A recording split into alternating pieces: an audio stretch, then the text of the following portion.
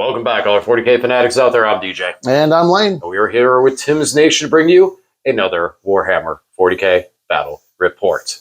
Joined by our good little buddy here. Someone suggested that I name him Shaq after the good old Mind Shackle Scarabs, not after Shaquille O'Neal. But, I mean, he's a good dude, too, so I wouldn't mind naming a Scarab after Shaquille O'Neal. Yeah, I see the resemblance. Yeah, right? I mean, yeah, he's only like 7 feet shorter than Shaquille O'Neal, maybe even more. But no, good old Mind Shackle Scarabs, one of the most broken mechanics in Warhammer. You basically you could challenge things and challenge characters, and if your opponent denied you, you pick their best character, and now they're not fighting in combat. Or if they say, okay, I'll accept your challenge, all right, take a leadership test on 3d6, and if you fail it, you do nothing. So broken, so brutal. And we don't have anything like that anymore. Just other broken and brutal things. And today, as far as breaking brutal things, we have Star Shatter Arsenal going into the Votann. So my goal is going to be to break a hecaton of hecatons. I'm bringing a 3, so you'll have the opportunity to take down some hecatons. And today I'm bringing 0 Doomsday Arcs, no Silent King, and I'm calling this Star Destroyer Arsenal because I'm bringing a bunch of destroyers. That's why I came up with the name that way. It's super clever, man. Right. Good job. Totally. So proud. Yeah. So, more or less, for me, my thought process is Star Shatter. I mentioned in my video, I looked up I was looking through to see how Necrons were doing. Just one day I was kind of bored, so I decided to flip through a bunch of tournament results, and obviously Star Shatter is one of the most common top 8, 10, 5 armies, however they're listed. But the one thing that I noticed was that out of all those listings, I didn't see a single Star Shatter. And these are just the ones I looked at. There's tons of data, but the ones that I've seen, not a single one went first place. So while a lot of the formula is good, I want to see if maybe there's some other better options there. You know, one of the big things with Star Shatter is the fact that mounted and vehicles get the assault keyword. So I'm going heavy with the mounted units. A lot of Locust heavies. And we'll see how it works out. Locusts are kind of underwhelming, but we'll see out of the Star Shatter Arsenal. They're also only 180 points for 6. So there's a back and forth there on how they go. Mm-hmm. And, you're bringing that Votann in 3 hecatons today. Yeah, you seem like you did a lot of research and looking into tournament results. I just wanted to take 3 hecatons and 18 Thunderkin, so that's what we're doing. We're in the Need Guard detachment today because I just think it has a good suite of stratagems and a lot of ways to buff both your shooting and your fighting. So it's going to be Need Guard. We've got 3 hecatons. We've got 18 Thunderkin and a few other things to add in there. We've got to score some points somehow. It's going to be all damage. So yeah, that's what we're bringing. Well, even though I did research, I'm kind of ignoring the research because I'm doing a bunch of destroyers. Mm-hmm. Now, granted, I see Locust Heavies pop up all over the place because they're really good. The flat 6 damage is nice. Mm-hmm. The Doomsday Arc is tried and true, and it is good coverage for both infantry and vehicles. But I feel like sometimes the random number of shots can be sad. Mm-hmm. So I want to just have the anti-vehicle focus, see how that rolls. And with the Locust as well, you know, that lethal hits could be very interesting with those things, especially being able to lethal on 5-ups with Locust Lords leading the units. And but yeah, no, I did definitely look into a bit of it. Kind of curious to see what was going on out there. Because I want to run Canoptic. More than anything, and that'll probably be what I run. But we're in October, and as I said, I'm taking this back for Necrons.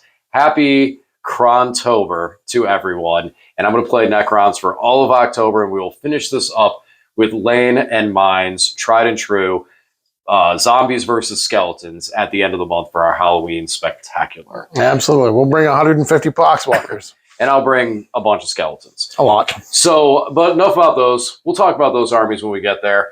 We got other armies to talk about today. Starting off with Lane and the Votann. Show us what you're bringing today. All right, if you want to know more about the detachments, the data sheets, the stratagems, the enhancements, and how we plan to use everything, please go check out our separate army list videos. But for now, here is a quick rundown of what we are taking today. For the Leagues of Votann in the Need Guard detachment, I have exactly 1,990 points. We've got 2 characters, a Memnir strategist with the Oathbound Speculator. He'll be joining Steeljacks, of course. And then we have Uthar the Destined. He'll be standing out by himself. For dedicated transports, I have 2 Capricus Carriers. I have 3 6-mans of Thunderkin. We're going to do 2 with conversion beams and 1 with the grav cannons. I got 2 5-mans of Chthonian Berserks. Going to run them WYSIWYG with the plasma axes.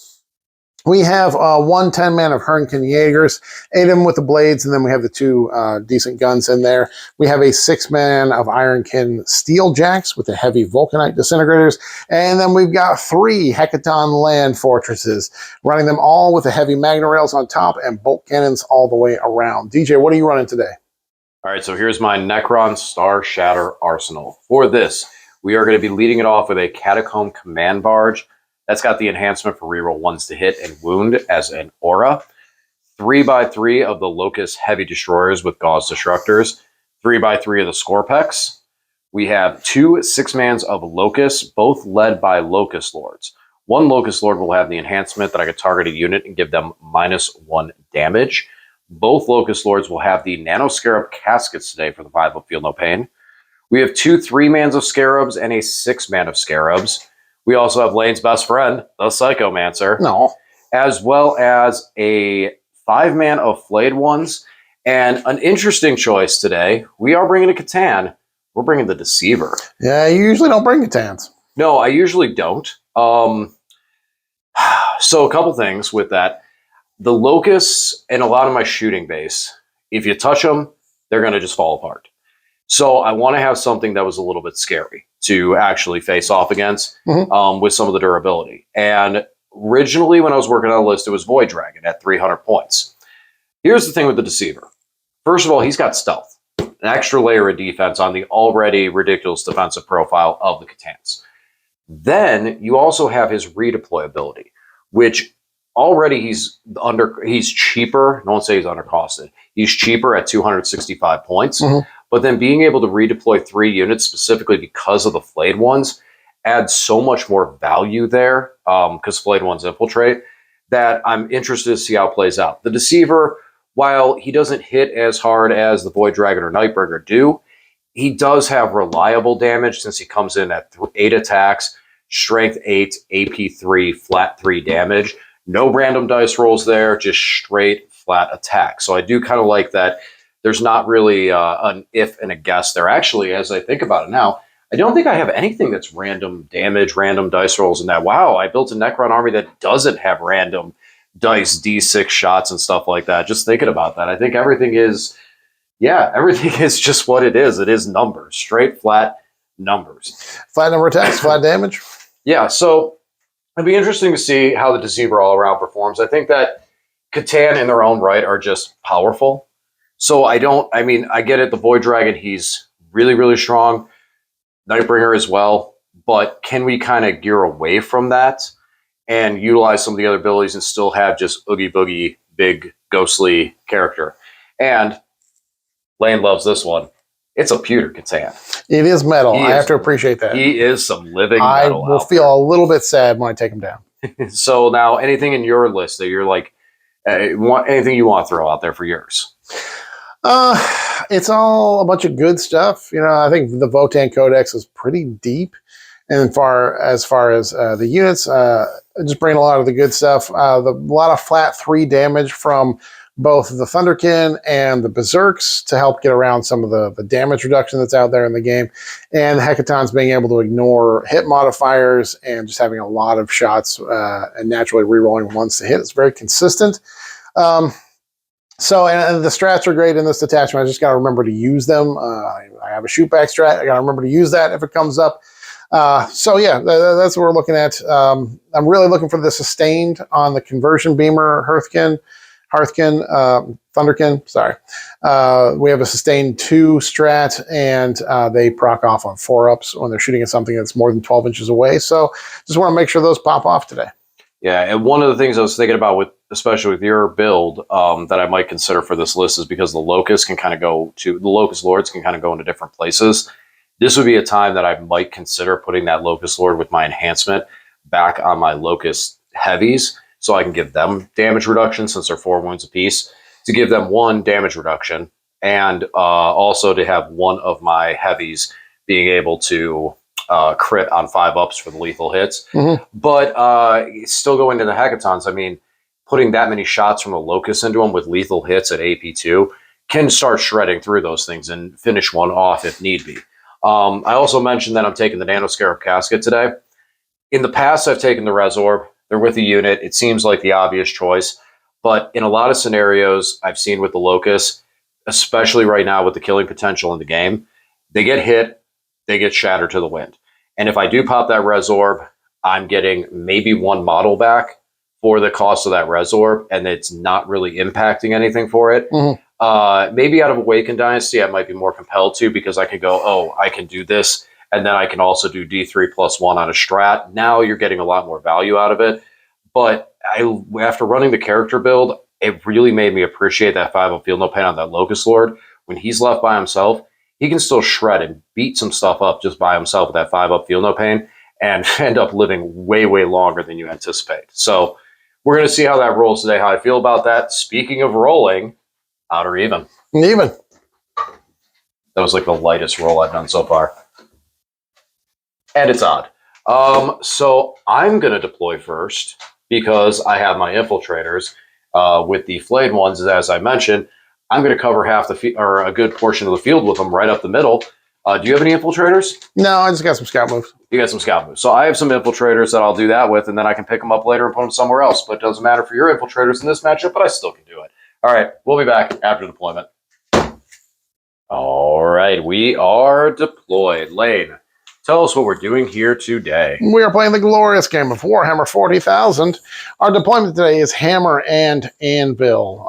So hamburger deployment. And then our primary mission is Hidden Supplies. Basically, we put an extra objective marker in the middle of the table. And then for each objective marker we control in No Man's Land, we get 5 points if we hold 1, 10 points if we hold 2, and then 15 points if we control more objectives or than our opponent does. The deployment zone objective only counts for the hold more. All right. So as far as deployment is concerned, I did already use my Catan's pick up and go ability. So the first thing I did was I took the flayed ones. Lane did have one unit that could infiltrate. It was the Jaegers.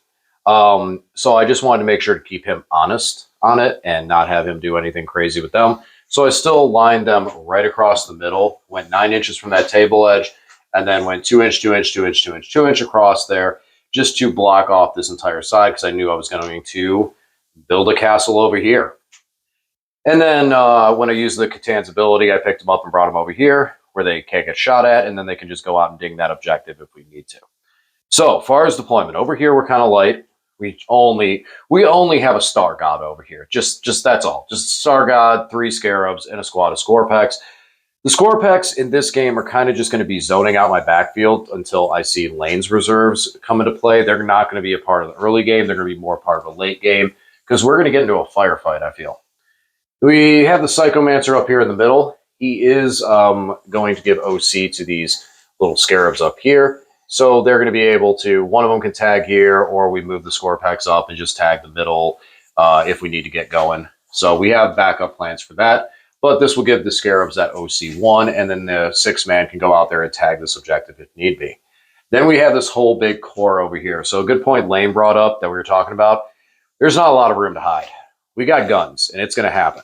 So the thing is making corrective actions. If Lane wants to go after my Locusts that he can see that are in cover, that are going to get a cover boost, and are just going to hang out in here and be in the middle and be kind of in the open. If he wants to shoot at them, that's fine. But he is going to pop out and have to deal with all 3 Locust heavies all back here waiting to obliterate Hecatons. And then we have our Catacomb Command Barge also back here to give us our nice little buff. And again, a squad of Scorpex to just shimmy out there and keep this area safe so that Lane can't bring his strategic reserves in my backfield. That's kind of what we're working with there. We do have a 6-man of the Locust. The one without the enhancement is going to be in strategic to come on later and do some work. All right, that's it for me. Lane, over to you. In reserve, I have just the 2 conversion beamer squads of Thunderkin.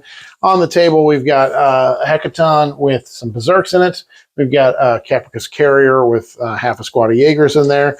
Another Hecaton, we've got the Thunderkin in there with the Grav Cannons. The Volkite Steeljacks here with a Memnir on the objective so that we can manipulate our yield points a little bit. Of course, we have another Caprica's carrier with the other half of the Jaegers in there. We've got Uthar on the bottom floor. I put him up there so I don't forget about him. And then one final Hecaton with Berserks inside. All right. So, Lane, how do you feel? Would you like to go first or second in this matchup? Probably okay either way.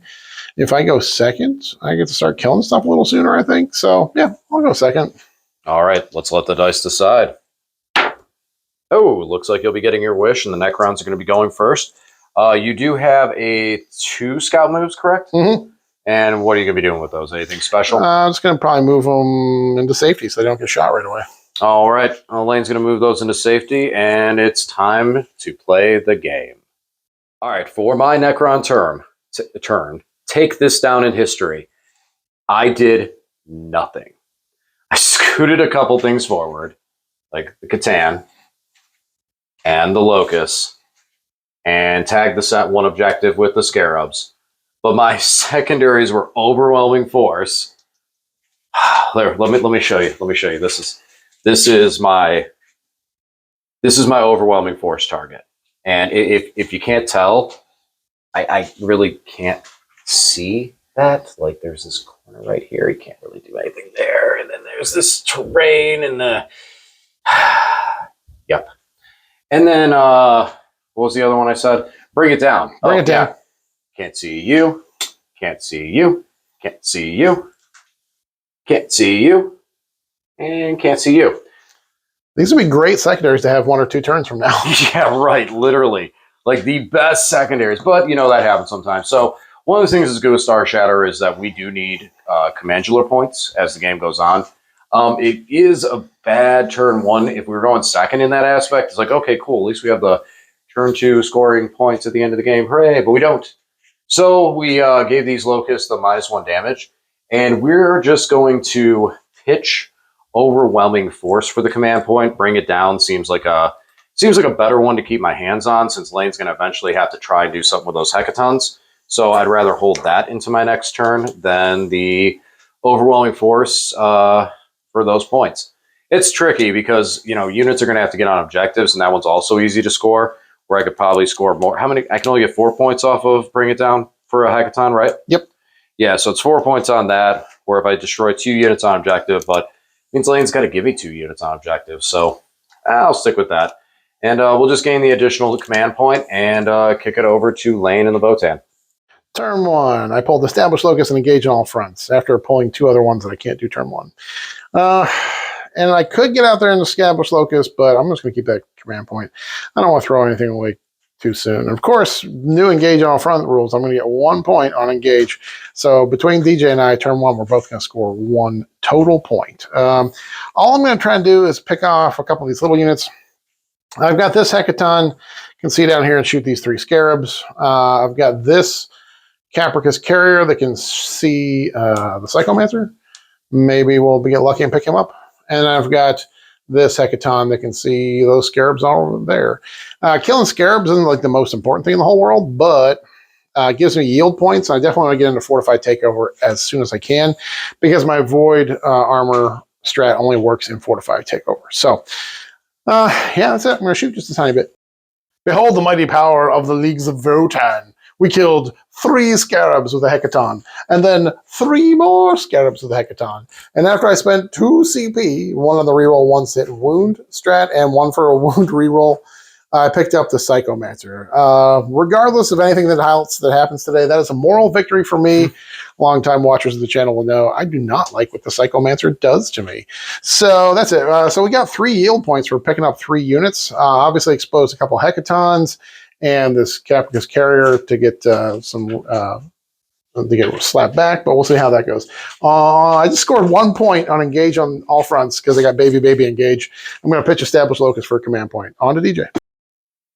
So for this turn, the game really wants me to play Defend Stronghold. It was one of the cards I got on turn 1 and had to shuffle it back in, and it said, no, you're doing Defend Stronghold. So we position the score packs up here to Defend Stronghold. And then, as you can see, these score packs and everything here is kind of staying back because Lane really hasn't popped anything out for me to be able to shoot at. So we're still going to keep that threat. Instead, over here, we'll put a little bit of aggression. We move the flayed ones and the deceiver up this way to handle this little boat. And then we'll see how the Deceiver's might can do into the Hecaton land fortress. His stealth won't matter because that thing ignores the modifiers, but hey, he still got it.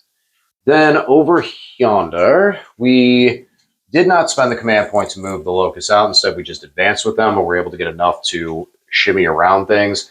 And so we're tagging both of these objectives with the Locust. They are on the -1 damage, and I feel like I should record 2 clips because it's going to be, and then I have other tech, and wow, that worked amazing, or man, that was a bad idea. They just kind of insert it afterwards. So we do have a little bit of shooting, and then we're going to move into the fighting, but pretty much that all just bases over here with the Deceiver. He's going to shoot a little bit, and then we'll do some punching. So see how this goes.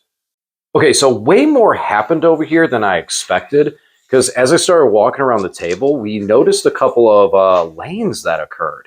And one of which is standing right over here. That's one. There's one lane. That's me. But that wasn't a lane that's important to this game. Well, that's not a lane that's relevant. There's no way for me to say this. I am so important to this game. Yeah, there's no way for me to say this without sounding like a jerk. You try to play this game without me. Go ahead. Exactly. Right. I'll take my ball and go home. These guys right here, all this pocket of Locust heavies that were just sitting back here, two from this squad and 2 from this squad, had a firing lane down that way to be able to hit the transport and the Hecaton. Now, I didn't notice them at first. So I shot with the Deceiver, didn't do very much.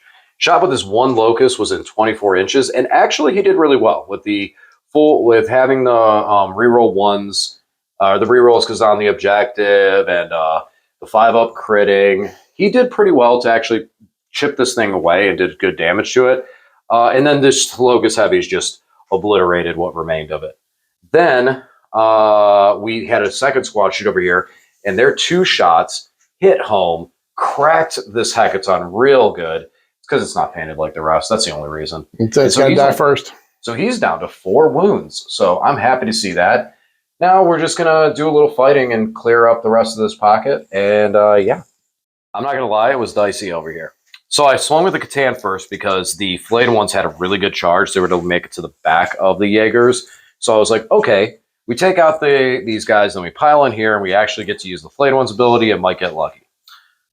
I had to use a command point to finish off the Jaegers. He rolled 5 ones on 8 attacks. I can't even believe that. But we did finish off the Jaegers. This turn cost us 2 CP on those, but oh well, things happen. And then we moved with the flayed ones. Oh, it was so brutal. All their hits become crits, so they get sustained. And then they're twin linked, and they tried really hard, but guess what? Hecaton still 4 wounds. And then the Hecaton bonked back and took out one of the flayed ones. So that's it. For this turn, we're still defending the stronghold. We did blow up a vehicle, but I think it's only worth 2 points, right? Nope, it's 4. Oh, it is worth 4? When you take it as tactical, any vehicle is worth 4 points. So. Oh, okay. Okay, cool. So yeah, we got 4 points there. Woohoo! But yeah, that's really it for the turn. A lot more impressive because of the fact that the Hecaton happened to just be within range of the Locust Heavies. So that helped out a lot. Otherwise, this would not have been that impressive a turn because we would have just popped the transport on the charge. All right, that's it. Over to Lane and the Votann. I pulled Assassination and Secure No Man's Land. So we scooched up here, so we're going to secure this No Man's Land there as well. And we're going to put a lot of heat on this Catan, see if we can take him down. We got Berserkers that hopped out of the Hecaton. Hecaton stayed in engagement range, but it's going to shoot, because he can see the Catan, this Hecaton, and these Thunderkin can all see the Catan. Yeah. The Deceiver. The Deceiver. Yeah, it was scooched up. Flying naked man. I've abandoned my deployment zone objective. I guess just to make sure these guys are up here. I don't want to get them shot at and be on an objective, so I'm just taking a risk there. But yeah, that's it. We're going to do a bunch of shootout. These guys came in from reserve. Going to conversion beamer the heck out of these guys. And that's it. We'll do a little shoot and see what happens. So shooting, I did fire one of these Thunderkin into these guys to deny them cover, and then the rest of the shots went into the stand. Got the stand out of 4 wounds because these are the Grav guys, so they're anti-vehicle monster 3 up. and 3 damage. So his cutting in half goes down to 2 damage. DJ failed I think, all the saves I made him take. Yeah. They hurt him bad. Yeah. So I did a lot more shooting here. Picked up the scarabs in the middle. Picked up some of these guys. After I took cover away with those Thunderkin, these Thunderkin with conversion beamers, did the sustain 2 strat, so got a bunch of hits through there. DJ did spend 1 CP to make them -1 to wound. 2 CP. 2 CP to make them -1 to wound because they're strength 7 versus their toughness 6. Yeah, so that's after a little bit of shooting here and there, got him down. And I also spent a command point to get him away so that none of the other Hecatons could shoot at them. Yeah, he did his counter move and moved back behind here, so the other Hecatons couldn't finish the squad off. So that's that. We'll do a little bit of charging, see if we can mess up this Votann. Got to do that for Assassinate. Here we go. All right, guys, I have to thank DJ for, well, first of all, I'm getting +1 to wound or +1 to hit when I'm on an objective I control because I'm in Fortify Takeover. It turns out the Deceiver is OC6. Yeah. So I charged these guys in here. So they were hitting on 4s rather than 3s. I gave DJ, I think, 5 wounds because these are the axes. Not the hammers, so they're wounding on 5s because they're strength 7. He failed every single save. So DJ failed every single save, and we did pick up the Deceiver by a miracle. Thanks to DJ. He made a couple of invulns from the Magna Rails, which would have done a lot of damage and to these guys. And stuff, yeah. So he made, after he lost to the one guy's shooting him in the middle, he saved everything else. So. Yeah. So, but yeah, we managed to just scrape out and kill him. So that got us to Assassinate. That's it for the fighting. I was going to charge and tank shock with a Hecaton, but he did fail his battle shock. He's only got 4 wounds left. So that was sad. But anyways, we managed to pull that off. So that was a miracle there. We'll see how bad DJ slaps me back, but I did get Secure No Man's Land and Assassination. Spent some yield points, so at the end of my turn, I'm at 8 yield points. On to DJ. Okay, so low scoring game continues. So we're going to Mark for Death and Secure No Man's Land. I really didn't have anything that was able to get up to secure 2 objectives. My best chances, these score packs, landing a 10-inch charge into them. So fingers crossed. Otherwise, so let's just go over here and discuss all this. So we scooted these guys into a better position to shoot with them, and we got overwatched by these bros in here. Made it out good. We didn't lose a model, but in our Resurrection Orb over here, we got a 1. I had a feeling it was coming. So we got the 1. So unfortunately, we didn't get any Locust back over here. So we moved into position. These guys, the Jaegers, jump back in the transport, so we're going to try and shoot down the transport. And we have a lot of different gun options when it comes to that. So the Locust Heavies are ready to do some work this turn. These Locust Heavies moved up. They can shoot at the Hecaton all the way down there. These guys moved up. They can shoot at the Hecaton as well over there. And these guys moved up to shoot at the Hecaton. They can shoot it in the butt right there. So we'll see how things go with especially this squad first, since that's their only target is the Hecaton, really. And that might change up how these guys shoot, because some of them could shoot over there at the transport, popping the guys out there and then letting the Locusts finish them off, charge into them and stuff. We have Secure No Man's Land and Mark for Death. Our Mark for Death targets are those bros over there, the character that I can't legally target, Uthar the Destined, and these guys in here. So really wasn't able to, so I picked the transport as my gamma, so it does have to get blown up this turn some way, shape, or form. Otherwise, this little plasma sight, got to go over here.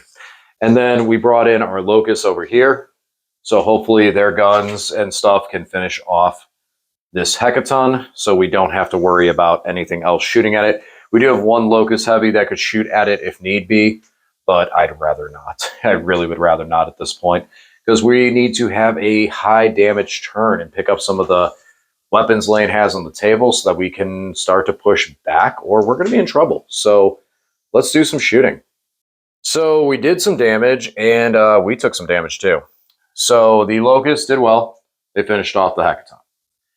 However, they also blew up they had finished off the Hecaton so well that they blew it up, destroying 4 of these guys, and now making it so that we can't even legally try a charge with the score packs. Then over here, we shot with the Locust Destroyers, the ones right here. You know, these 3 Locust Heavies that you see right here at this Hackathon. And they only got 1 through. So the Hackathon decided he was going to shoot back and annihilate the entire squad because Magna Rail, it's hard. Yeah, use the 2 CP reactive reprisal strat, and I got a couple Magna Rails through.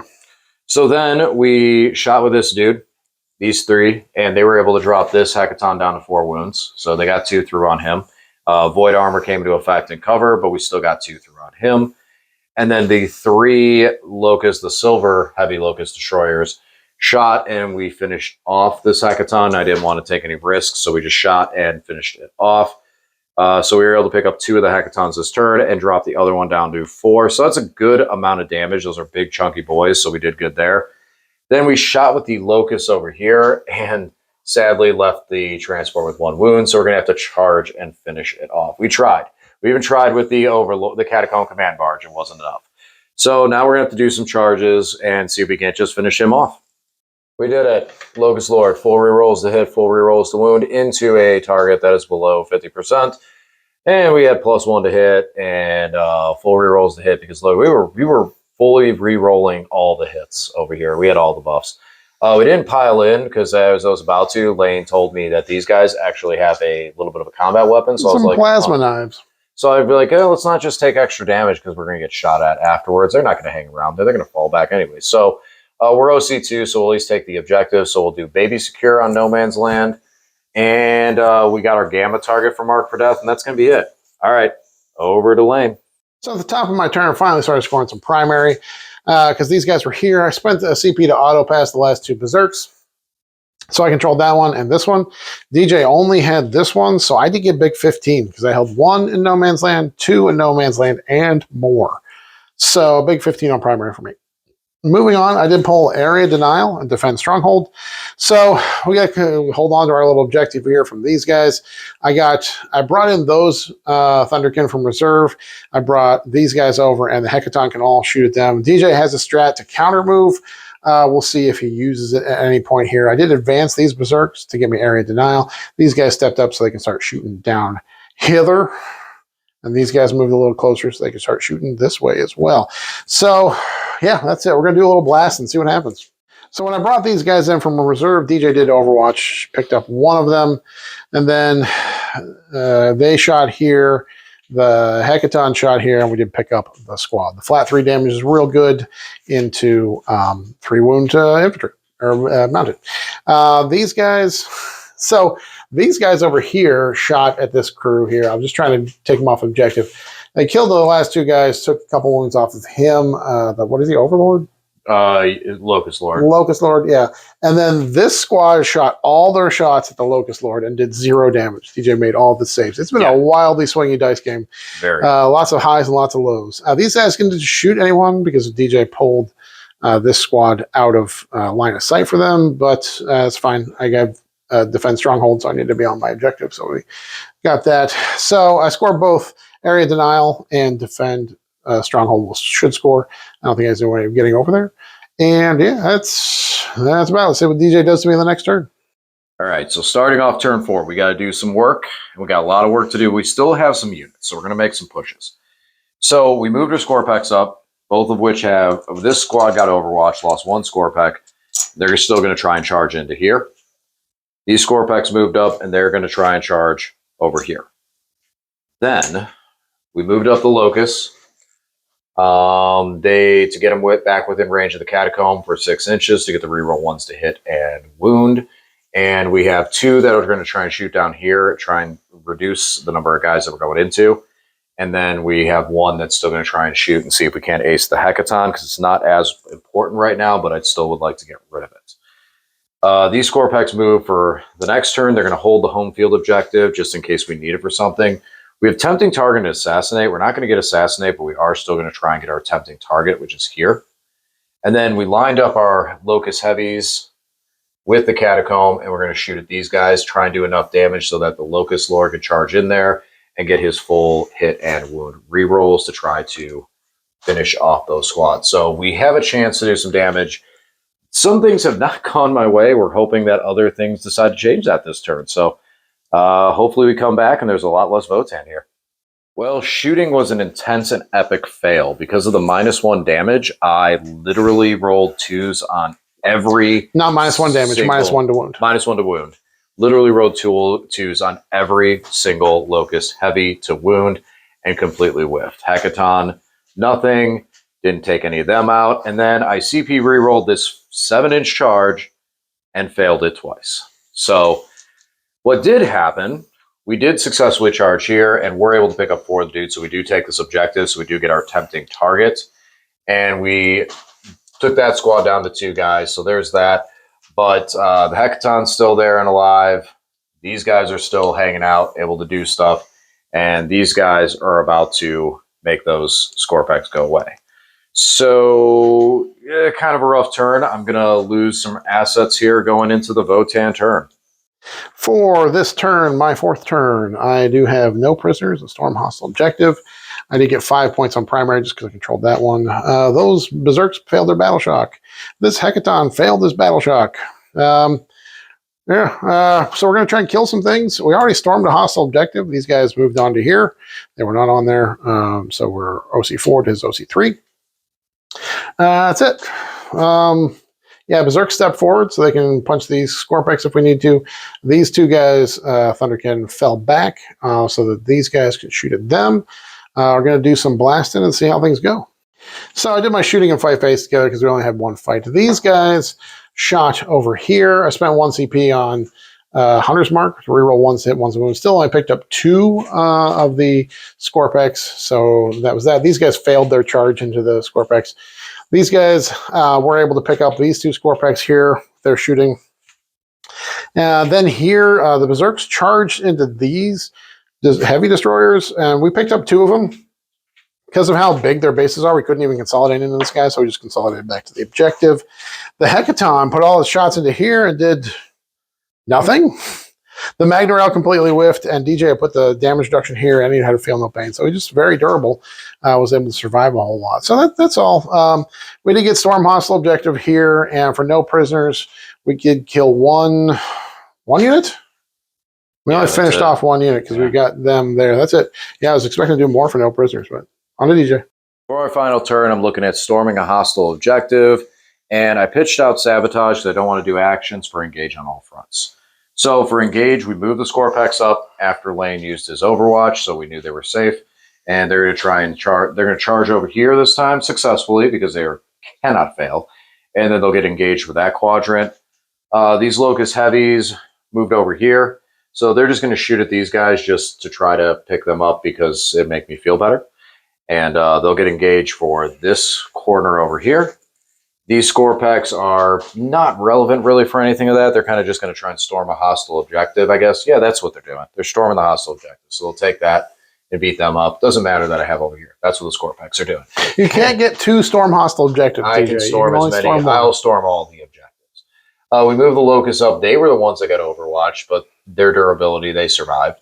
So they're going to shoot over here and try and weaken these guys up a little bit before we go in. And then we have our Catacomb kind of stayed put. He's going to shoot at those guys and then try and charge over here and try to just get rid of those afterwards. The Locust Lord moved up. He's going to charge this Hecaton just for making me feel better because he should be able to blow it up. All right, let's see how that works out. So shooting-wise, we were able to finish off the squad with the 2 Locust Heavies. Hooray, they didn't roll 2s. And then we picked up only 1 dude over here with the long-range shots. Then over here, our Catacomb was able to actually pick up 1 of the 2 guys. So there's just 1 dude hanging out over there, 1 guy left. Then we went to fighting. And as you can see over here, the Scorpex charged in and took out the other 4. Because I think, it took out 3 because there was 5 left at 5 at the start of the turn. Mm-hmm. So we did good damage there. And we got our engage over here. So that was the most important thing. Over here, we smacked really pretty hard. Took out 4 of the guys. Only 1 fought on death. So we did lose the Scorpex in exchange, but we still control the objective for Storm Hostile objective. This one doesn't matter. Scorpex did it. And we stormed this hostile objective. This is the one I'm scoring my secondary on because I called it. Okay. And then our catacomb, we tank shocked with it so we could make sure that the Jaegers died and they didn't get a chance to hit me back. And then we finished off the last one. We got 3 on the tank shock and then finished off the last one. And good old reliable Locust Lord charged in here and finished off the Hecaton since he had full rerolls to hit and wound. He did get 1 devastating wound and 2 other wounds that Lane failed the saves on. So we picked up all 3 Hecatons. Hooray! Moral victory. That's it. Over to Lane and the final score. For my last turn, I pulled Recover Assets and Display of Might. It didn't actually go that well for me. It didn't score anything on secondaries. This guy passed his Battle Shock, fell back. These guys shot those Scorpex, so they're dead, so I control that one. They control that one. I did charge 2 Berserks into these Scorpex, failed to kill either one of them. And so that kind of shut off my Display of Might. So we did score 10 on primary for the final turn here. Didn't have any units to do Recover Assets. So low scoring game overall. So we had a Leagues of Votann and a Need Guard Oathband at a 65. And then we had the Necrons at a 34. 65, 34. Brutal game. All the objectives are out in the open. A lot of killing going on here. So follow us over to the post-game chat. We'll talk it all out. All right, guys, have a good one.